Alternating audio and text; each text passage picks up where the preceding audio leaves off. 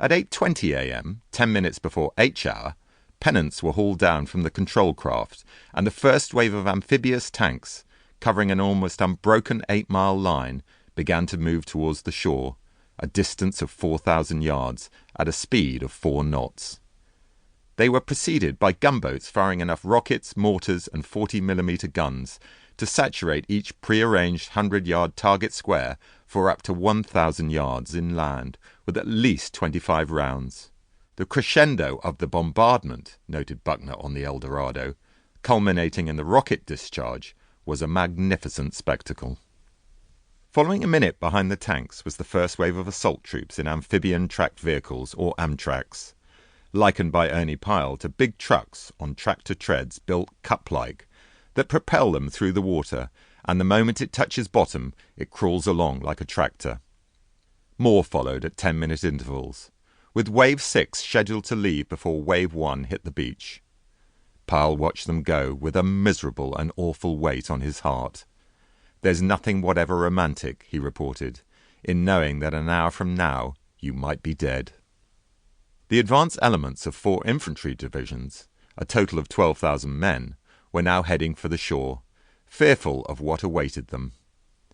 The most experienced was the 1st Marine Division, which, in August 1942, had become the first U.S. infantry formation to see action when it invaded Japanese-held Guadalcanal in the Solomon Islands. That bloody campaign had lasted 5 long months before Japanese resistance was finally broken by the Marines. In 1944, they saw more fighting at Cape Gloucester and Peleliu, particularly the latter, where the fanatical Japanese defense had cost the division almost 6,500 casualties. The Canal veterans had since rotated home, replaced by 8,000 raw recruits, but many of the rest remembered the storm of fire that had met them on the beaches of Peleliu, and, quite understandably, feared a repeat. Among them was 29-year-old First Lieutenant Bill Looney, a graduate in economics from Chicago's Roman Catholic Loyola University, who had fought and only narrowly survived the last 2 campaigns as a platoon commander with Charlie Company, 1/5th Marines. Now second in command as the Company XO, or executive officer, he and his men had departed their base camp in the Russell Islands a fortnight earlier, aboard a flat-bottomed landing ship tank, LST, that had bunks for 217 men, expecting their target to be the island of Formosa.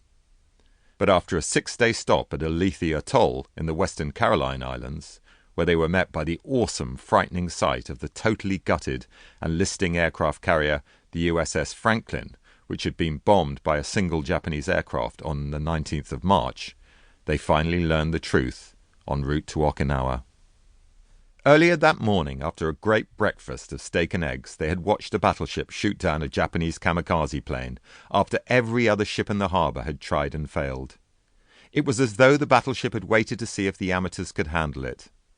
The excitement over, Looney and his men were ordered into the Amtraks that were crammed into the LST's hold, where the stench of gasoline and the noise of the engines was almost overpowering. Finally, the bow doors opened, and, one by one, the Amtrak splashed into the water as "Good luck, Marines!" sounded on the ship's loudspeaker. Looney was half expecting his Amtrak to go directly under, but it stayed afloat and moved slowly towards land. It was, he remembered, a nervous and quiet group crammed into his Amtrak, all with the same questions and anxieties going through their minds. Are they waiting for us at the shore? How will we get up those sand dunes? Will it be as bad as Peleliu? Will I make it again? Similar thoughts were occurring to Corporal Jim Johnston, a high school valedictorian who in 1942 had quit the University of Nebraska-Lincoln to join the Marines because he thought it was the honourable thing to do. Though only 22, Johnston was acting commander of a section of machine gunners in Easy Company, 2/5th Marines, and felt keenly the weight of responsibility on his shoulders to get his men through the campaign safely. Everyone who had been in front of me in my unit was dead or gone, he noted. There was no one to lean on for help. Wherever I looked, someone was looking back at me. Their briefing on what to expect had left Johnston extremely pessimistic. Protecting most of the shoreline his company was assaulting was a high seawall, save for a